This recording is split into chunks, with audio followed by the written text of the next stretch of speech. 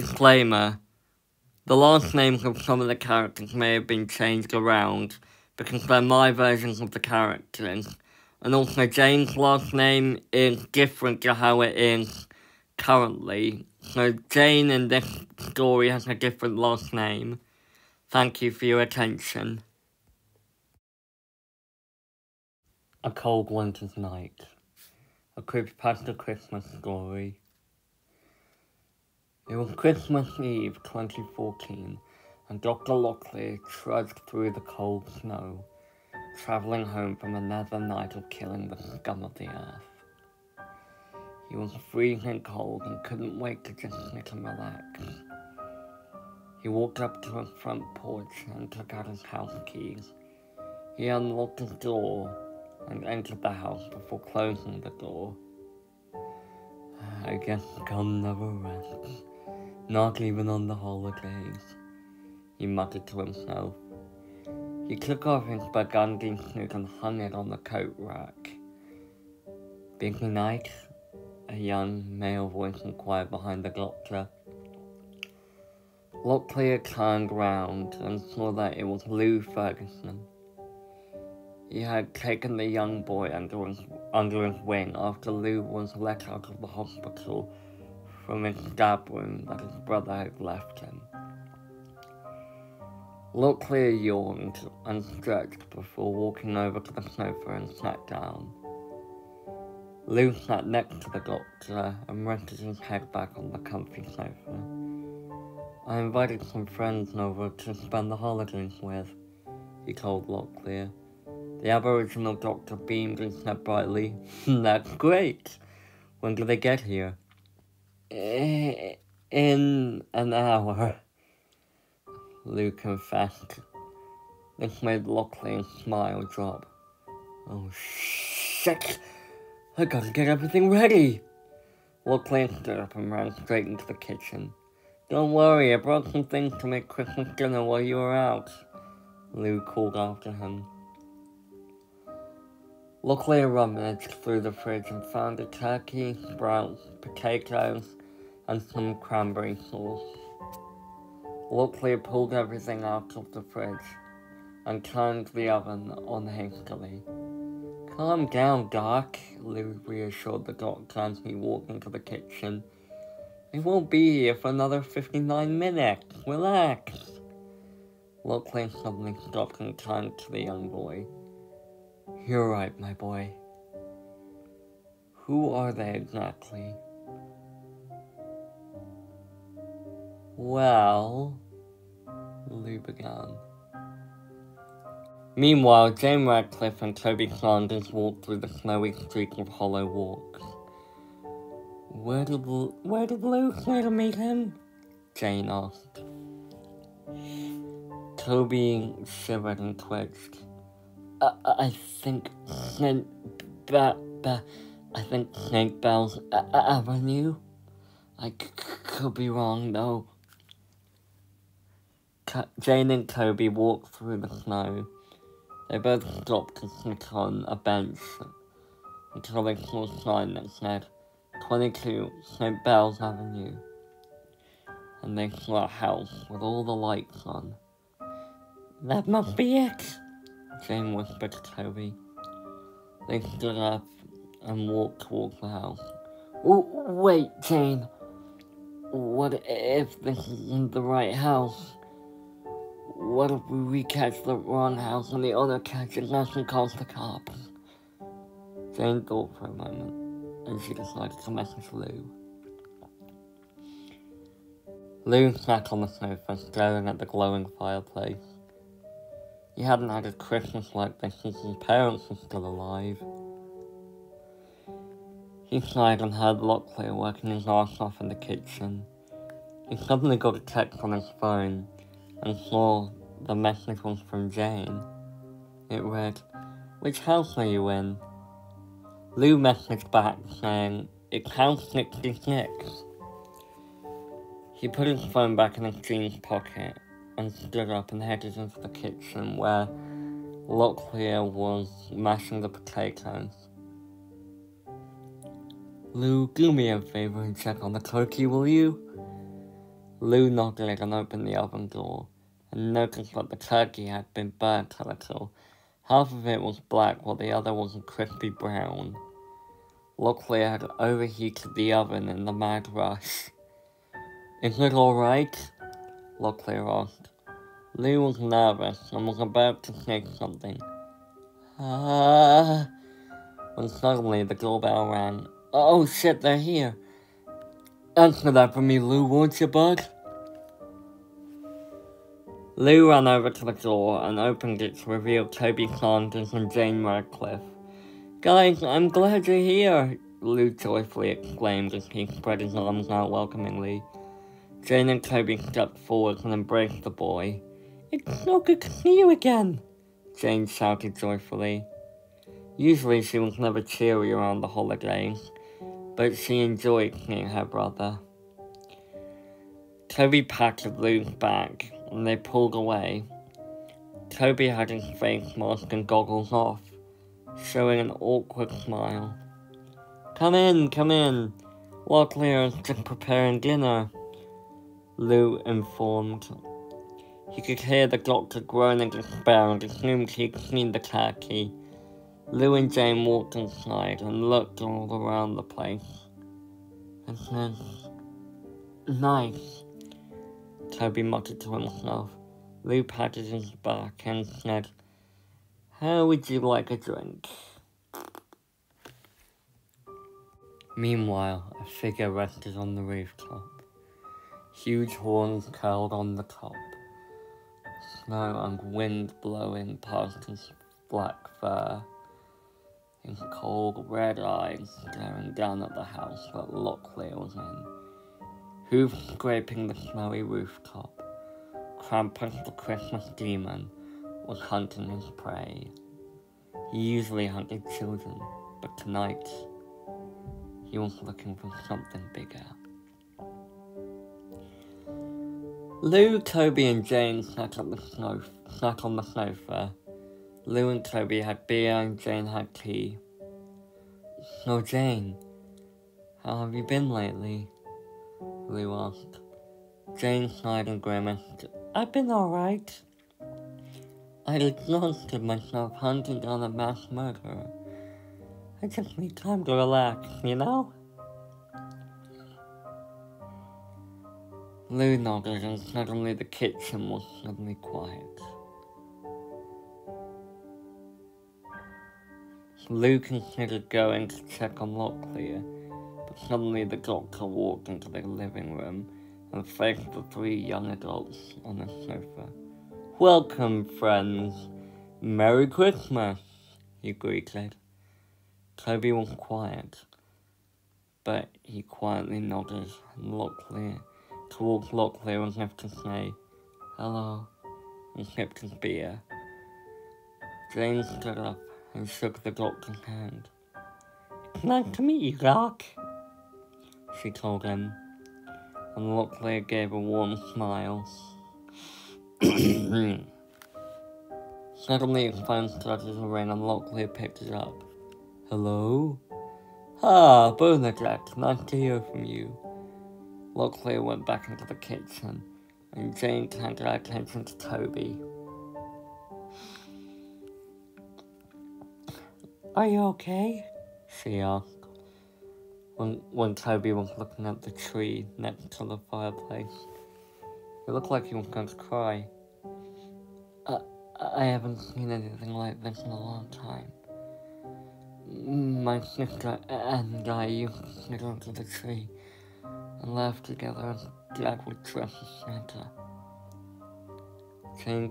Jane held Toby's hand and gave a sympathetic look.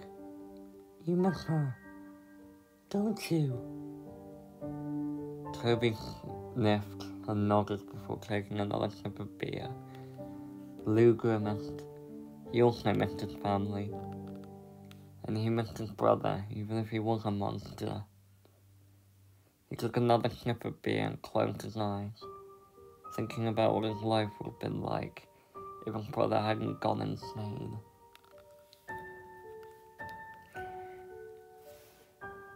Locklear continued to talk to Bernadette on his phone. I know it's Christmas, but there's always gonna be scum on the streets, and I have to make sure families can spend their holidays peacefully without assholes like that Jeff guy preying on them. I get it, Evander, but I'm still not comfortable with your style of catching criminals. There's cops patrolling the streets tonight. Plus, there have been reports of a large goat monster killing naughty kids. Locklear gave a smirk and chuckled. Good thing I'm not a kid then. And he hung up before Bernadette could say anything more. He looked at his attempt at a Christmas dinner and called out to Lou and his friends. Guys, dinner's ready. Jane, Toby, Locklear and Lou sat down to eat. Locklear brought in the turkey and cut each piece off and placed it on each plate. He did the same with the potatoes, the sprouts, and the carrots. And soon they said grace and ate, unbeknownst that they were being watched from the window by a short figure. They were enjoying themselves and had just finished eating when suddenly the power went out. The three anti-heroes jumped from their seats in shock and held their fists up in case anyone jumped them, but Locklear calmed everyone down. Settle down, guys, it's okay, my power's just gone out. It's probably just a squatter, we should calm down, we deal with those kinds of people all the time. Locklear's right, guys. I mean, we are anti-hero killers, not whiny little pussies. We shouldn't be afraid of a power outage, Jane pointed out. Well said, my dear, Locklear chimed in. The four anti-heroes sat in their living room, huddled on the sofa, on guard in case anyone tried to break in. Guys, what are we gonna do? Lou asked them. He, Jane, and Toby all looked at one another. Guys, seriously, stop acting like pussies. We kill criminals for crying out loud. It might just be one of Slenderman's proxies. Probably Kim. They all looked at Toby after he said this. Then Toby stood up and pulled out his headset. Fuck this guy. I'm going to check it out. Toby, wait! Jane called, but Toby had already went out of the front door. I'll go after him, was Locklear's verdict. Toby walked through the snow, searching the perimeter. Locklear followed close behind and called out to Toby, Toby, you shouldn't do this alone. What if it is Slender Man, or one of his proxies? Toby sighed and turned to face the doctor. I appreciate the concern, Doc, but I can handle it. You have no idea how many times I fought Tim and Brian hand to hand. Locklear chuckled and stepped forward, before resting a hand on Toby's shoulder. Come on, let's go and get a hot chocolate or something. Toby nodded and turned to go back into the house. I'll get the others to come with us, he told the Aboriginal doctor. Once everyone had cleared up the dinner plates and cutlery, they put on scarves, hats and coats and walked down the road to their local Costa. So, what shows have you been watching on Netflix this year? Jane asked Lou. He thought for a moment and shrugged. I tried watching Squid Game and Tiger King. Didn't really like them much. Honestly, the sooner I'd watch it, get into it, and finish it, people would have already moved on to another thing that's new and trendy. And suddenly Squid Game and Tiger King will be seen as cringy. He rolled his eyes. This is why I don't go on the internet much. Jane chuckled and said, just watch them when you want to. Who cares what others think? Lou grimaced. Toby spoke up. This is why I hate people, he muttered. Jane looked across the road and thought she'd seen a short figure watching her.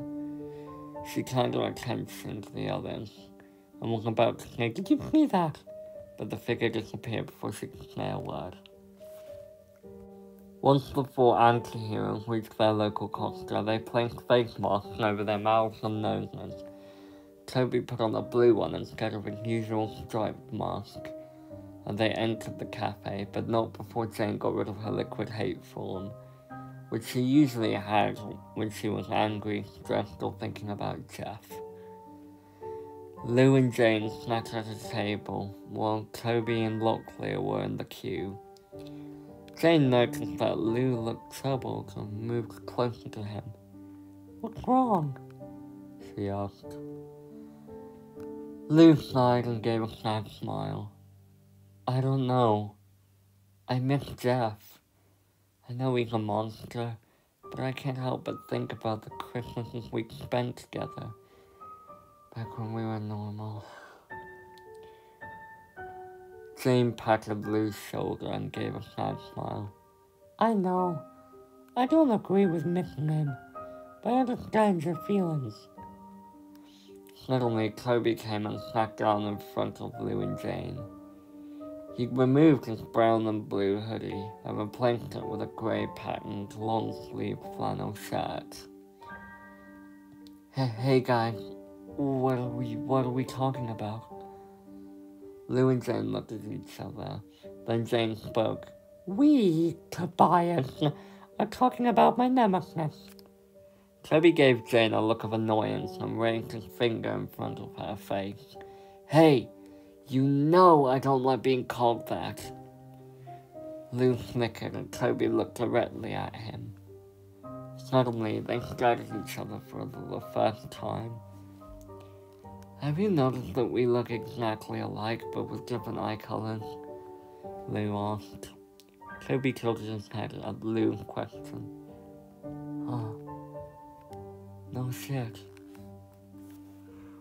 Locklear came to the table with a tray of drinks and placed it in the middle. He then sat down next to Toby and cleared his throat. "Right. Jane, you've got a tea, Lou a hot chocolate, a cappuccino for Toby, and a coffee for myself." Locklear passed all the drinks and sat back, observing his friends. He gave a warm smile as he looked amongst them. "Guys, I'm glad we could get together like this. I'm glad, even if there's a power outage back at home, we're still together. We're still friends." He then raised his coffee mug and said, "Cheers!" The others all did the same, and all touched Locklear's cup. "Cheers!" they all shouted. They laughed and talked all through the evening. It seemed like their Christmas was going to be okay, but soon, things were about to change. The four of them paid the waiter with Locklear's money, then they walked home joyfully. But Lou couldn't shake the feeling of dread that he had. The hairs on his neck raised, and he felt a chill travel down his body. When they walked towards Locklear's house, Lou noticed that the door had been broken off. His face was nearly as pale as Jane's when he realized that someone had broken in. "Guys, look!" Lou pointed at the front door when he said this, and this made Locklear, Toby, and Jane stop in their tracks. Locklear had a look of concern but determination on his face. "Guys, get behind me," he commanded, and the three of them did as they were told. They slowly walked up the porch and entered the house. "Guys, slowly grab your weapons," Locklear whispered. Jane grabbed her machete, Toby grabbed his hatchet, and Lou grabbed a handgun at the realization that he didn't have a weapon. Locklear also realized that he quickly grabbed a random crowbar that he'd stolen from a thief once. Suddenly, they heard a crash coming from the kitchen and went to figure it out. Whoever it was didn't have a chance against them. Locklear entered first, and what he saw shocked him. There were a little gingerbread man walking around a pile of broken plates. Is anyone seeing what I'm seeing right now? He asked. Jane couldn't believe it either, and rubbed her eyes in shock. It was indeed a group of small gingerbread men. Lou walked towards one and picked it up. It squeaked something incoherent, and Lou bit its head off before chewing.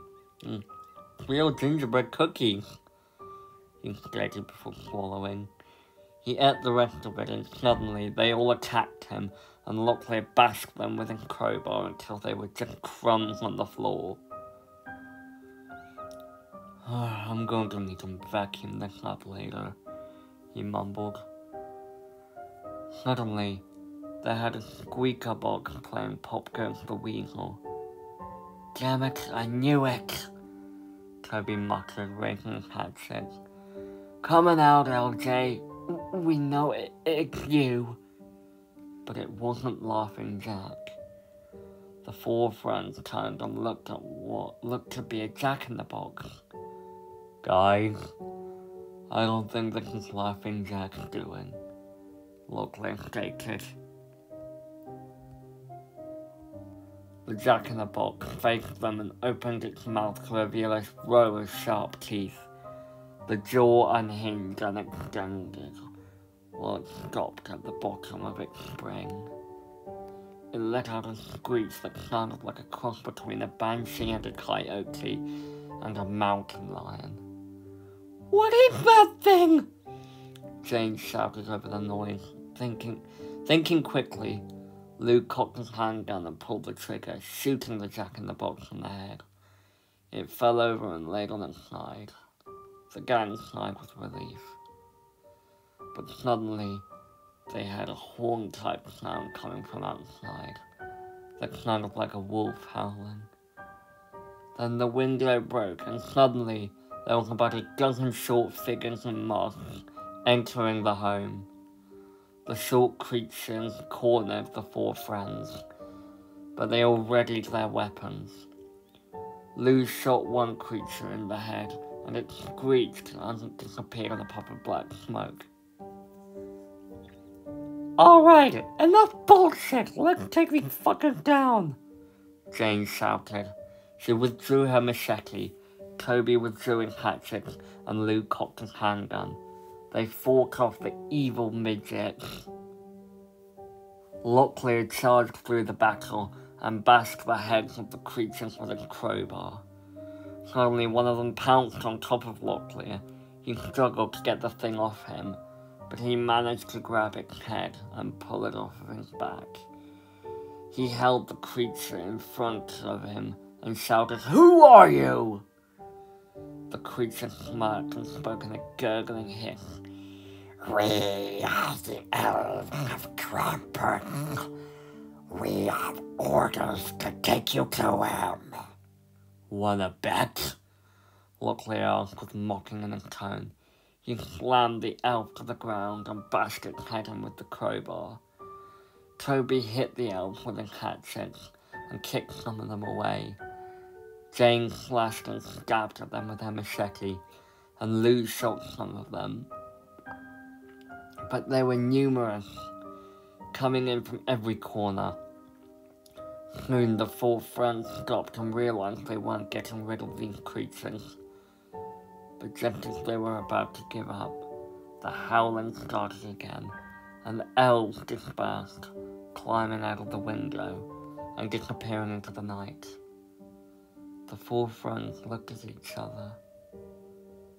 I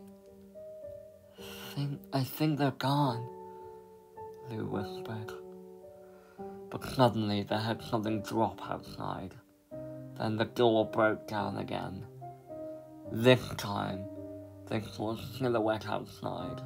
The friends froze in amazement. Then the creature entered the house, and they saw a tall, muscular-built creature with large goat horns that curled on the top. Eyes glowing red, and teeth razor sharp. Locklear gulped and stepped forward. You must be Krampus. The creature lifted its hairy arm and pointed a sharp, long-nailed finger at Locklear. The doctor pointed at himself and Krampus nodded. What do you want with us? Locklear asked. The creature spoke in a dark, booming voice. His accent was German, and his voice was raspy. You and your friends have skill. I was going to kill you, but I noticed your weaponry, your fighting skills. You'll be of much use in my ranks. You can be my new elves. Toby groaned. Oh, great. Why does every demon I know want to take humans for their own gain? He thought to himself. Krampus must have guessed what Toby was thinking because it turned its head to the young man and snarled. Suddenly they noticed that Jane was gone. Doc, where did Jane go? Toby whispered in Locklear's ear. Locklear shrugged and continued to talk to the demon. Why do you need us? The demon gave an evil smile, showing its sharp teeth. You fought well against my elves. No one has ever defeated them before. You can either come with me and be my elves, or you can be my killer. Suddenly the creature's sentence was cut off when a sharp blade burst through its chest. Lou, shoot it now! Jane shouted. She had impaled Krampus with her machete from behind. Lou cocked his handgun and shot at the creature's head. Blood burst from its temple and it collapsed when Jane removed her machete from its body. And Toby chopped off its head just to be sure. It lay there for a few seconds, and the four friends watched in anticipation, preparing themselves if the creature got back up. But it disappeared in a puff of black smoke. The four friends looked at each other and sighed with relief. Well, that was anticlimactic, Locklear commented. Then all the dead elves disappeared too. The four looked at each other and decided to clean up the place. The next day, the four friends woke up. Locklear had slept on the sofa while Toby, Jane and Lou had shared the same bed. They thought that everything that had happened that night was just a dream. But they were all surprised when they saw a huge widescreen TV already set up, and there was a note attached to it that read, Dear Dr. Locklear, Jane, Toby, and Lou, thank you for defeating the thorn in my side. He has been my rival for centuries now, but you all defeated him. As an honor of my gratitude, I leave to you this widescreen television as a reward. Have a wonderful Christmas. Santa Claus. The four friends looked at one another, then looked at the massive television. They sat down on the sofa, pulled out the remote that came with the gift, and switched on the TV. They were all going to remember this Christmas for a long time. The end. Well, that was it for my reading of the story that I actually wrote last year. Now, like I said in the disclaimer at the video, some of the names were changed because they're my versions of the characters. Mind you, Jane's last name was a concept, so her last name might change post-production in my creepypasta series that I want to get to eventually. But I hope you all enjoyed that. Tell me what you thought in the comments. have a wonderful Christmas Eve, and I will see you all next time. I hope you all enjoyed the story. It might not have been perfect, but it wasn't meant to be taken seriously. It was just a fun little Christmas special that I just decided to make, and it's Christmas, so that's partly why I just decided on making the video. Right, I hope you all enjoyed. Have a great Christmas Eve, everyone. I'm Harry3TV. Remember, you don't have to.